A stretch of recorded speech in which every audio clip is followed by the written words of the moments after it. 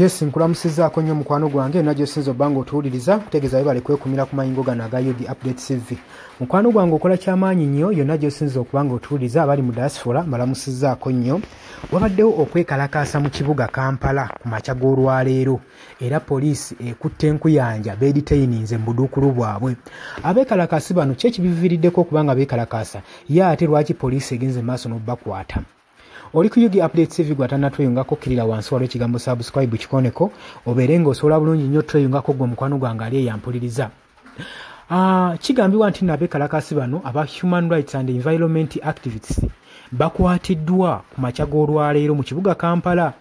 Jjukira nti bano babadde bamanyikiddwa nga ba students abava mu institutions ez'enjawulo ezimu abagezaako okulwanirira environment yeggwanga embeera y'obudde mu ggwanga gwe mukwano gwange ali eyampuliriza. Kaakati bakedde kwekalakaasa nga bakutte press cards nga bawandiiseeko n'ebigambo nga beekalakaasa mu kwekalakaasa okw'omwanguka, era okwekalakaasa kuno kwabadde kwalangiriddwa olunaku olw'eggulo era kutandikidde wali eri ku Stanbic Bank nga bagenda maaso n'okwekalakaasiza ku banks ez'enjawulo. Zeno banka wammanga zibeekalakaasirizzaako Equator Bank, kubaddeko Stanbic Bank, KCB Bank, saako ne Egyptian Bank. Lwaki badde beekalakaasa nga balina okutwala okwekalakaasa kwabwe ku banks zino? Bagamba nti zino banka ze zimu kuzifujjirira kuzifandinga East African Crude Oil Pipeline eno kubanga egenda maaso mu ggwanga Uganda. Jjukira nti neeyita mu mugga saako ne mu Lake Albert. Bagamba nti nno kino kigenda kwotyoboola kwonoona eddembe kutyoboola obulungi bwansi saako ne environment. Wabula ate bo Abachina bagamba nti okuzimba kwa East African Crude Oil Pipeline mu Uganda kugenda kubanga kuyambako bannayuganda basinga okufuna emirimu ate tebalina mirimu. Kugenda kubanga kuteekawo development mu ggwanga Uganda ng'oconstructing enguudo ez'enjawulo. Naye ng'abaana bano bo bagamba nedda ffe tutaasa future yaffe saako n'eggwanga lyaffe ku biki ebiyinza okuddirira gye bujjako mu maaso saako n'omuka gwe nnyini gwe tussa kulanga tegwonoonebwa. Tulwanirira butonde bwansi. Wabula bano abeekalakaasi tebabalinze kutuuka ku banks ze babadde bagendako mu maaso n'okwekalakaasa. Babakutte nga bakatandika okwekalakaasa wali eri ku Stanbic Bank gwe mukwano gwange ampuliriza. Poliisi aba CFC bayiiriddwa ne bagenda mu maaso ne batandika okukwata abeekalakaasa bali beekalakaasiza eddembe mu ggwanga lyabwe era ne badetaininga. Poliisi tennavaayo kubanga ewa right report ku bameka abakwatiddwa, wabula omu ku bo bagamba ye asobodde okusimatuka n'atuluka ng'agamba ye talaba nsonga emukwasa olw'ensonga nti bali mu kulwanirira bulungi bwansi bwabwe eggwanga lyabwe lisobole okubeera nga litebenkera mirembe ne gye bujja mu maaso. Embeera eno ekyagenda mu maaso si gwe mulundi ogusoose abaana bano ba student okubanga beekalakaasaako dda nga baagala kumakinga nga bagenda ku parliament wa Speaker Anita Amongu nga baagala musolayo akajojigaji w'ebibuuzo abaddemu waki afandinga kampuni eno projekiti eno egenda mu maaso n'okutyoboola bulungi bwansi ng'omukwano gwange ali eyampuliriza. Kati wano wenkwagaliro gye mu comment section otuterewo endowoozayo.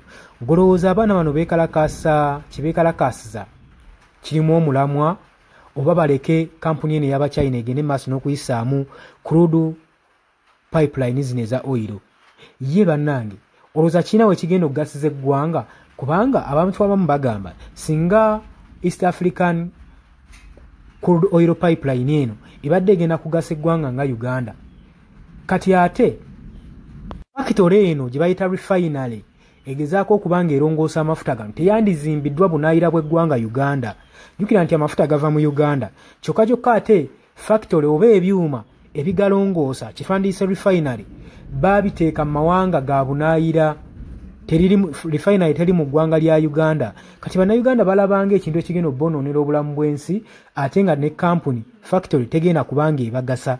Abamu bagamba naddala bali ku ludda olw'opposition nti factory eyo baagisalawo gisuula ewala okwesuula Uganda olw'ensonga nti no tebaagala bateekako babalirako accountability oba bakolako accountability ku mbalirira y'amafuta agagenda basobole okubanga beenogera kasente n'okubba kasente kombi bw'omusolo oba amafuta g'eggwanga go mukwano gwange ali yampuliriza. Nkwanirizaako nnyo mu comment section jangu otangaze okusinziira ku ndowooza yo. Nagambye gwagala okutweyungako mu comment section kirira wansi waliwo ekigambo subscribe kikoneko ojja kuba osobola bulungi nnyo otwegattako. Abali emitala w'amayanja mbanirizaako nnyo mubale kwekumira ku Yugi Update TV. Mbaagala nnyo mwiraba. Yes, oli ku Yugi Update TV kusinzira okubanga otuuliza gwe omukwano gwange yenna ali eyo. Gwe nagambye agala otweyungako, agala okweyunga ku channel eno kirira wansi waliwo ekigambo subscribe kikoneko okoonene mukadde temwerabirako na mukadde kubanga akadde ako mukwano gwange kuyambako nnyo kuleetera notification message bwe wabanga waliwo information yonna gye tutaddeko. Ate buli wo subscribing obeera otufollowinze kitegeeza buli kimu kye tunaateekako ojja kubanga okifuna gwe omukwano gwange. Leka okipingwe ng'oli updated ku buli kimu ekigenda mu maaso mu ggwanga gwali eyampuliriza. Abali mu Qatar, Oman, Dubai, Saudi Arabia, abali e Dubai, abali mu US, abali mu UK, abali Canada, abali mu South Africa, nammwe abali mu ndwana Kenya, nalekaani menyani, nammwe abali mu Asia, matumiddeko nnyo mwebale kwekumira ku Yugi Update TV. Mwe mbeezezzaawo amayengo gano aga Yugi Update TV. Mikwano gyange sola beebaza kinnoomu wabula nsazeewo nkozese lino eddoboozi ery'ewamu nsobole okubeebaza mwebale kuyimirizaawo channel eno. Mwebale mwabajja naddala mwabajja mu comment section ne mukomentinga ne muteekako endowooza yammwe ne mutangaaza bannayuganda ku ki ekiteekeddwa ekituufu okukolebwa gwe okusinziira ku ndowooza yo.